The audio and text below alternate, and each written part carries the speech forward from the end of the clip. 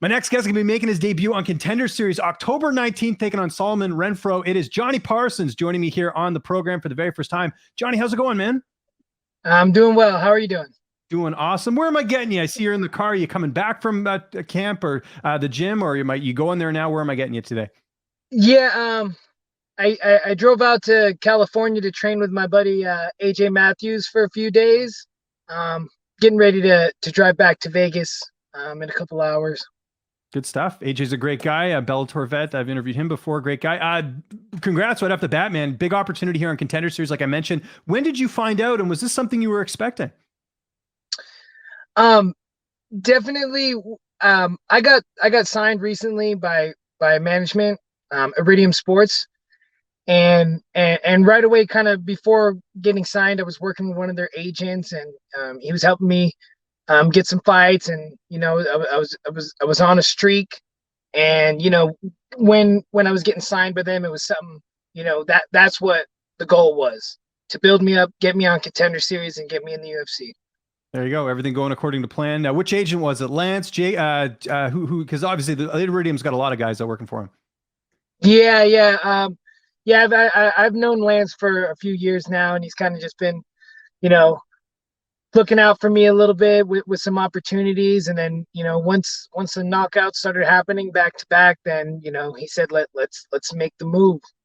Nice. Good stuff. Shout out to Lance. Great agent there. First time you and I've had a chance to talk, man. Where did this journey begin for you? How did you get involved in combat sports? I started training at 16.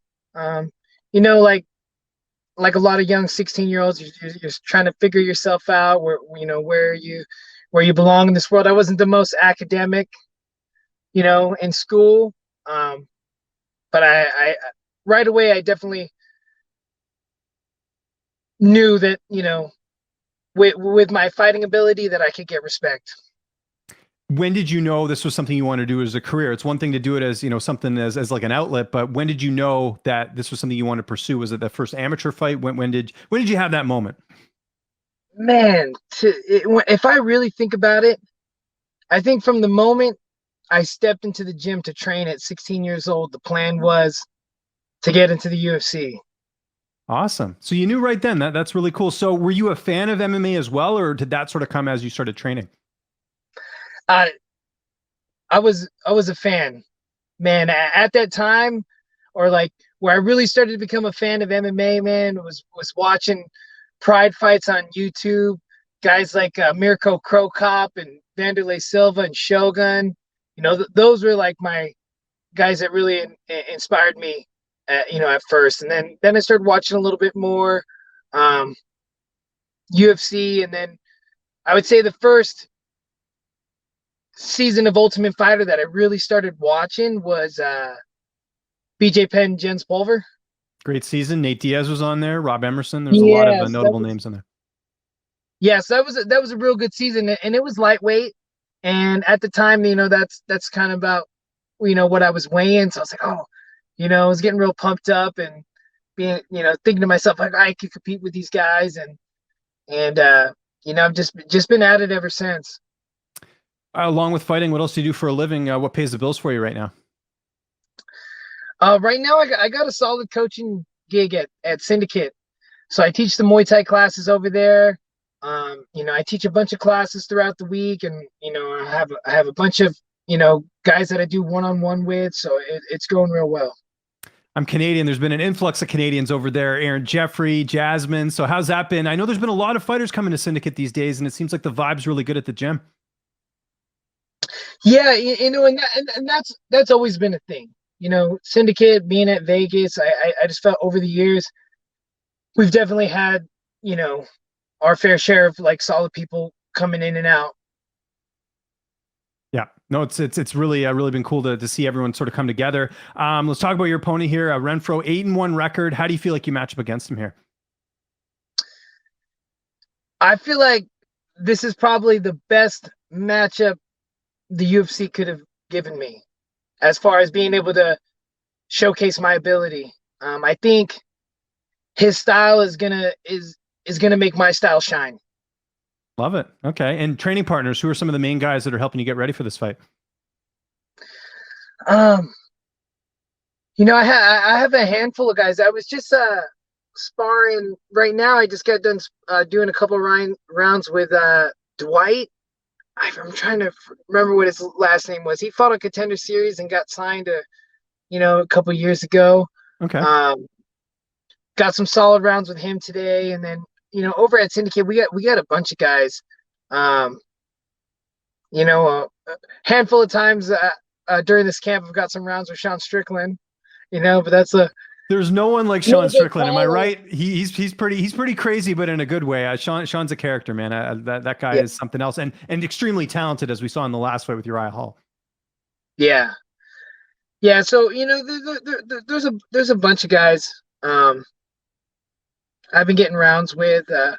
I mean, maybe this camp I've been doing a little bit of the Max Holloway, saving it for the For the fight, fight. yeah. You know what I mean? So Yeah, because you know how to throw a punch. Why take that extra, necessary damage, right? It's just, sort of go in there and unleash it, like you were saying, right? yeah. Good stuff. So I'm feeling good for this fight. Feeling hungry. I'm ready to showcase my skill in front of Dana and the matchmakers. I think it's gonna be a good night. And how nice is it too? This is like a home game for you, right? Like being in Vegas, you got to walk down the street and go fight. Like that's a benefit of being in Vegas, right? Is that, it's not like there's barely any travel. You could walk there almost. Yeah. I've traveled so much for fights, especially because in Vegas, there's not really a regional pro scene. Yeah. Like they've had a couple pro fights here and there over the years, but they host a lot of amateur fights.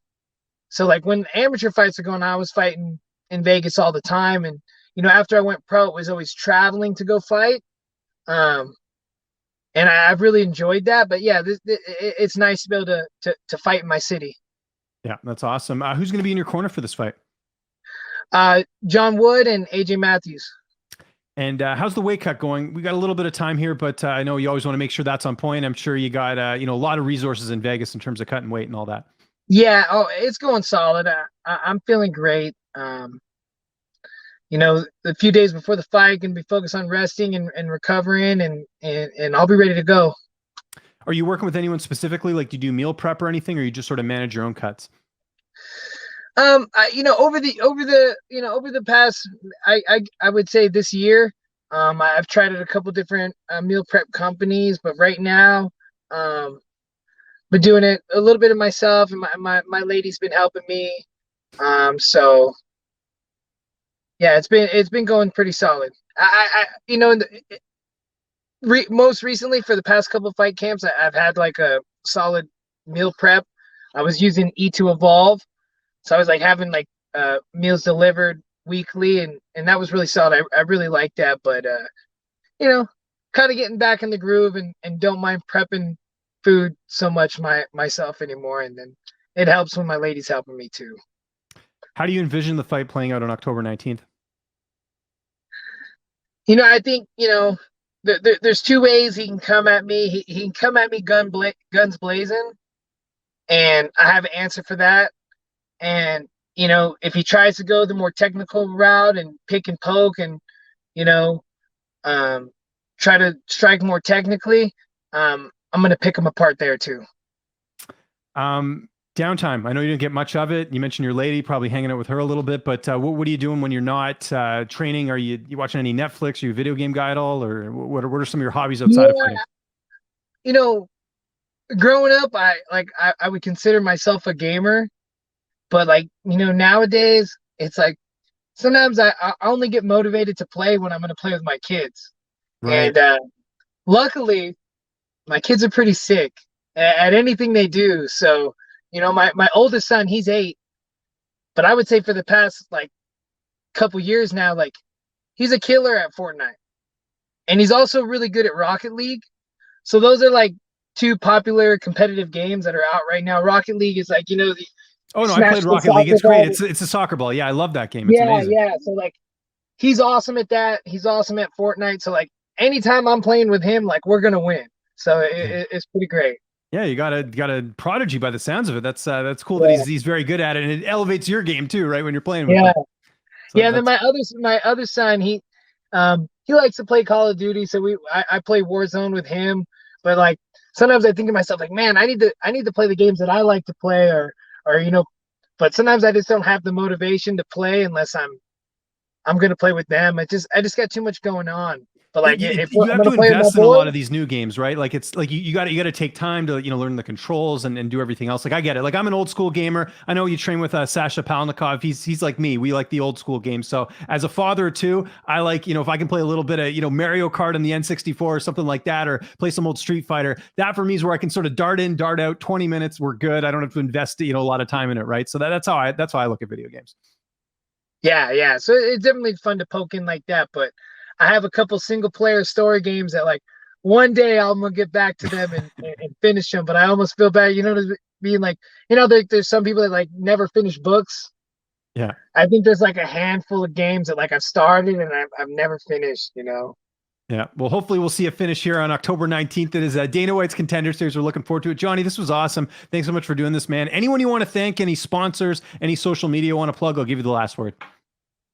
Um, yeah, I definitely want to thank Iridium Sports. Without their help, I don't think I would have reached this opportunity, as quick as I did. And, you only got so much time, and I'm happy to be, spending it doing what I love.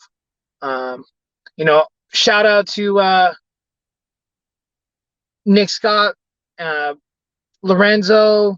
Um, they're my strength guys. They've been helping me out a lot, and yeah, that's it.